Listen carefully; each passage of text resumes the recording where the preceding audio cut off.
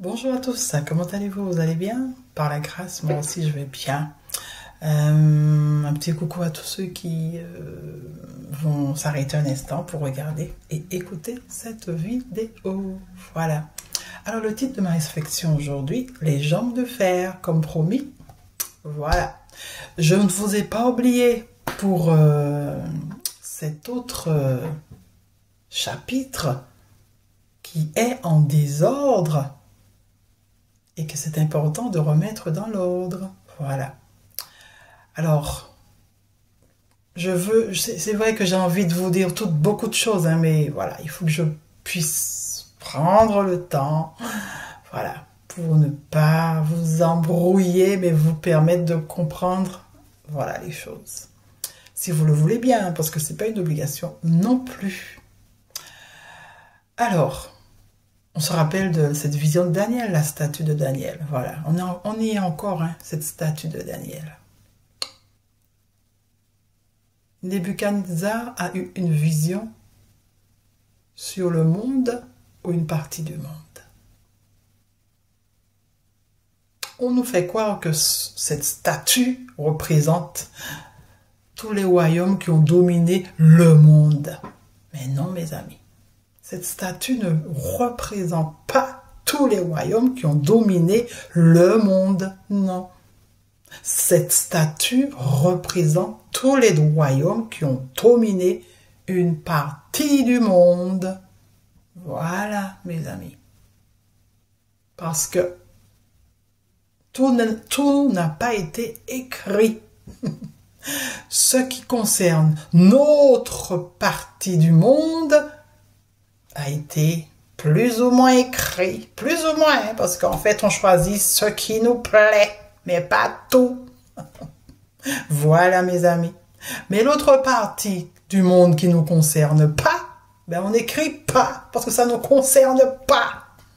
Alors, cette statue de Daniel correspond à une partie du monde, qui est donc ce Dieu qui a révélé, soi-disant, à Nebuchadnezzar une partie du monde, et pas le monde en totalité. C'est la question qu'il faut se poser. Qui est-il, ce Dieu? On arrive aux jambes de fer. Rome, l'Empire romain d'Occident et d'Orient. Durant son règne, il n'était pas seul à dominer le monde. Il y avait aussi un autre empire, l'Empire des Han. L'Empire des Han. Deux royaumes dominaient le monde. Quand on parle du monde, il y a aussi une autre partie. Il y a aussi un autre royaume qui domine. Voilà. Le royaume des Han. La Chine des Han. Deux empires qui se partagent le monde. Là, il y a la vérité, je pense. Il n'y a pas juste un empire qui domine le monde. Il y a au moins deux empires qui dominent le monde. Au niveau des jambes de fer. Voilà. Vous voyez, en fait, tout ce qui était possible. La Chine des Han, une civilisation savante. Je vais aller vite parce que, voilà, j'ai beaucoup de choses à dire. Description des cavaliers des Han, comment ils étaient, puisqu'ils ont existé. On se connaît déjà les soldats de l'Empire romain, comment ils étaient. Mais voilà, l'Empire des Huns, eux aussi, avaient aussi leurs cavaliers. Les Huns sont avant tout des cavaliers légers armés d'un arc. Et voilà. Les Ostrogoths forment quant à eux la cavalerie lourde, tout comme les Alains, les Hérules constituent l'infanterie légère et les autres peuples fournissent cavalerie et infanterie. Les Huns n'étaient pas seuls, mes amis. Retenez cela. Voilà. Qui étaient donc les Huns?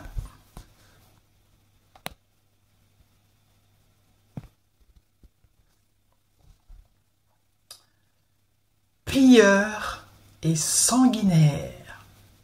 Les Huns ont pillé une grande partie de l'Europe et ont été rendus responsables de la chute de Rome. Mais les archives archéologiques suggèrent un héritage moins violent. Comme je vous ai dit, on choisit ce qu'on veut mettre dans l'histoire, mais on ne met pas tout dans l'histoire. Et c'est là où la tromperie prend place, parce qu'on n'a pas toute l'histoire. On a ce qu'on veut que l'on puisse savoir, et pas le reste. Voilà. Alors, il y avait un roi. Un roi qui se nommait Attila. Voilà, qui était-il? Qui était ce roi? On l'a classé parmi la légende des légendes, mais mes amis, il a existé. Il a existé. Tout est écrit dans la Bible, dans la parole écrite. Il faut que cet événement puisse rester éternellement présent. Alors, ce roi est né vers 395. Attila était le roi des Huns. Il était de type mongol, petit et austère, souvent considéré comme le mal absolu. On l'appelait même aussi fléau de Dieu. Attila succéda en effet vers 434 à son oncle Rugas. À l'époque, l'empire des Huns était immense. Cette peuplade vivait initialement à l'est de la Volga, mais réussit à se forger un empire allant de la mer Caspienne jusqu'aux Alpes, en passant par l'actuelle Hongrie. Son centre se trouvait dans les environs de Győr. Voilà, vous voyez déjà ce roi. Voici ce discours de ce roi. Lorsqu'il a fait régner la terreur, ce roi. Je lève haut l'épée de Dieu. Qui est ce Dieu qu'on nous a donné, mes amis? Qu'elle propage jusqu'à la fin du monde l'empire, le nom, la gloire de notre peuple. C'est le discours d'Attila dans le poème épique et nationaliste de János Arany en 1863. Un discours de roi, mais vraiment. Gardez les mots. Les mots sont essentiels, mes amis. Alors, c'est pour ça que je vous dis, en fait, tout est dans la parole écrite. Il faut qu'il y ait des traces. Et il faut que ça dure éternellement pour que de génération en génération, voilà, on puisse connaître, savoir. Pas nous, hein, pas les croyants, ceux qui sont hauts. Parce que pour les croyants, c'est en parabole. Mais pour ceux qui sont hauts, ils savent toute la vérité. Voilà. Alors, on nous a présenté cette histoire dans Apocalypse 6, l'ouverture des sceaux. Oui, on s'attend, voilà. Voilà, chaque génération, il y a un avenir, il y aura des sceaux qui vont être ouverts et tout, voilà, pour nous effrayer et tout, patati patata. Mais en fait, regardez bien. Je vous mets l'image du roi Attila à côté de ce que je suis en train de lire. Et rappelez-vous de la description. Apocalypse 6, verset 1. Je regardais, voici parut un cheval blanc. Celui qui le montait avait un arc, une couronne, puisqu'il est roi. Rappelez-vous, les Huns, au départ, qu'ils avaient des arcs. Une couronne, et il lui fut donné, et il partit en vainqueur et pour vaincre. Il a fait, enfin, voilà. Dans la partie occidentale, il a fait régner la terreur, mes amis. Apocalypse 6, verset 4. Et il sortit un autre cheval roux. Il avait aussi un cheval de feu, ça s'appelait comme ça. Celui qui le montait reçut le pouvoir d'enlever la paix de la terre. Et c'est là que ça nous intéresse, mes amis, afin que les hommes s'égorgeassent les uns les autres, et une grande épée lui fut donnée. Il avait quoi à la main? L'épée de Dieu. Vous voyez, tout est là. Tout est dans la parole écrite. mais en parabole. On pense que c'est quelque chose qui va venir, mais c'est quelque chose qui est déjà passé. Voilà, mes amis.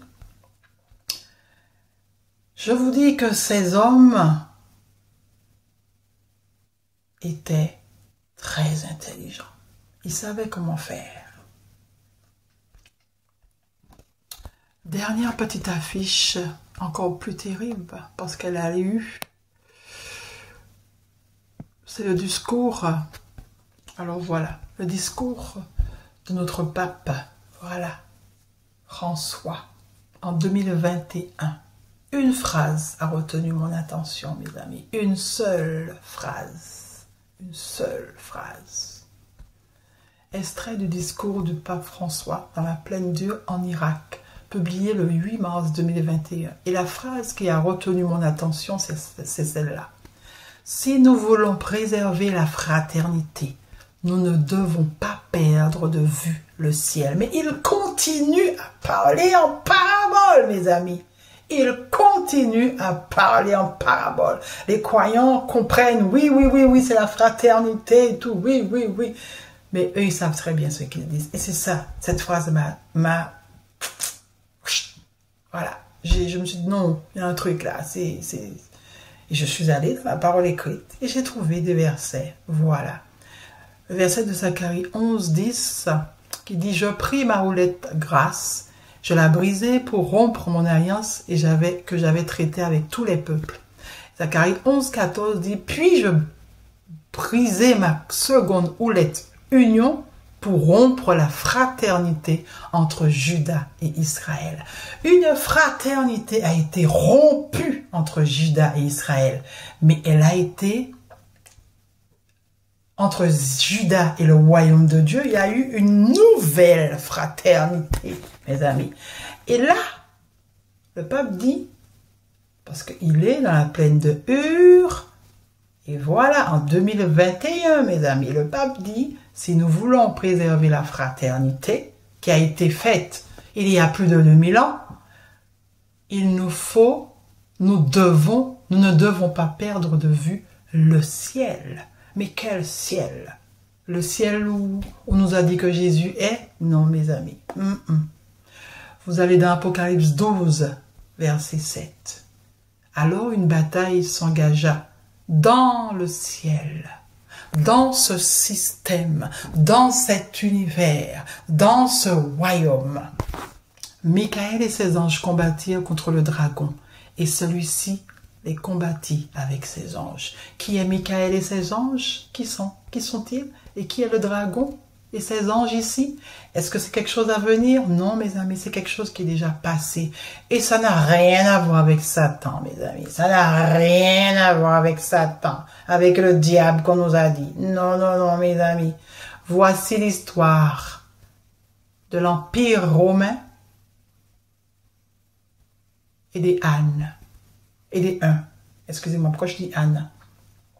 Et des uns qui ont perdu la bataille, mes amis. Mais oui, ils ont perdu la bataille. Il y a longtemps, il s'est inscrit dans la parole pour garder le souvenir, voilà, de la victoire. Voilà, mes amis, le ciel qui est en danger là, si nous voulons pas perdre de vue, nous ne devons pas perdre de vue le ciel, c'est le système. Une fraternité a été créée il y a plus de 2000 ans. Royaume de Dieu et Israël, voilà, ensemble, ils se sont mis ensemble.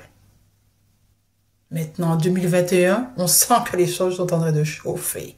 Voilà, tout a commencé en 2020, la guerre. Nous sommes en guerre, a dit monsieur, notre président. Tout a commencé là, mes amis. Étant donné que nous sommes en guerre, il y a quelqu'un qui revient. Il y a quelqu'un qui revient. Le dragon ne veut pas s'arrêter là. Le dragon, il est en train de revenir, mes amis. Mais oui, je n'ai pas compris que c'est ce qui est en train de se faire, mes amis. Il faut ouvrir ses yeux. Les choses vont être écrites à nouveau. On ne sait pas encore qui va gagner. Est-ce que c'est le dragon ou Michael et ses anges? Parce que le dragon aussi a des anges avec lui. Il a ses alliés. Michael a ses alliés. Voilà, mes amis. Et le ciel est en danger. Alors, quand on comprend qu'en réalité, l'Empire romain d'Occident et Orient il y a eu une guerre dans ce ciel, dans ce système. Le trône dans le ciel était menacé. Voilà. Ils ont gagné. Mais est-ce qu'ils vont gagner encore aujourd'hui? Est-ce qu'ils vont gagner encore aujourd'hui? Je ne sais pas. Je ne connais pas notre avenir, l'avenir de ce ciel, de ce monde occidental. Voilà, mes amis. Connaître son passé nous permet de comprendre son présent pour mieux vivre son futur. Qui est ce Dieu qui a révélé à Nebuchadnezzar juste la partie occidentale, juste le déroulement du règne occidental? Pourquoi il ne nous a pas parlé des autres mondes qui existaient, si c'est vraiment celui qui nous a donné la vie? Voilà, mes amis. À bientôt. Voilà, on ne sait pas ce qui va se passer, mais on sait que ça va se passer. Et peut-être même que on a déjà peut-être bien compris que le dragon est en train de prendre le pouvoir. Parce qu'avec tout ce qui se passe, avec tous ces contrôles, avec tous ces crédits sociaux qu'ils sont en train de mettre en place, le dragon a sûrement déjà pris le pouvoir, mes amis. Voilà. Les choses vont être peut-être difficiles. Mais bon, les croyants encore vont nous dire, c'était déjà écrit. Mais oui. Hein. Le plan de route est bien écrit, c'est vrai. Le plan de route de ces hommes-là, c'est bien écrit. Ils sont ensemble. Puis une fois tu as le pouvoir, une fois une autre, tu as le pouvoir. Mais bon, c'est toujours le peuple d'en bas qui doit souffrir, qui doit mourir, qui doit... pour le bien d'en haut, pour le bien du ciel. Voilà, tous les mots utilisés ont un sens. Quand vous voyez ciel, quand vous voyez fraternité, quand vous voyez union, quand vous voyez... voilà, tous les mots ont un sens. Mais nous n'avons pas le vrai sens. Parce que tout est en parabole pour nous. Pour ceux du dedans, les choses sont claires. Mais pour ceux du dehors, les choses ne sont pas claires. Et les croyants, vous n'êtes pas ceux du dedans, mes amis. Vous n'êtes pas ceux du dedans. On vous a fait croire que vous êtes ceux du dedans. Mais vous n'êtes pas ceux du dedans. Nous sommes ceux du dehors, mes amis.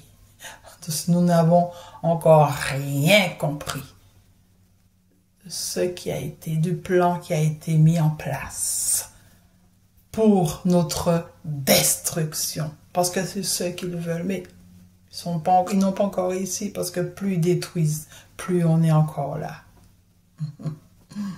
Voilà. De génération en génération, on est encore là. Ah là là. Voilà, mes amis, j'arrête de parler. Mais on est quand même fort. Parce que de plus en plus, mes amis, je crois que celui qui nous a donné la vie lutte avec nous parce qu'il est en nous. Voilà. On l'attend. On l'attend, mes amis. On nous a dit qu'il va venir. On l'attend. Tandis qu'il est là, en nous. Et il nous dit les choses. Il nous parle. Mais nous refusons d'écouter. Nous refusons d'entendre parce que on nous a tellement mis les choses dans la tête que nous refusons d'écouter celui qui est en nous et qui nous dit les choses. Qui nous dit les choses, vraiment. Merci. Merci. À bientôt.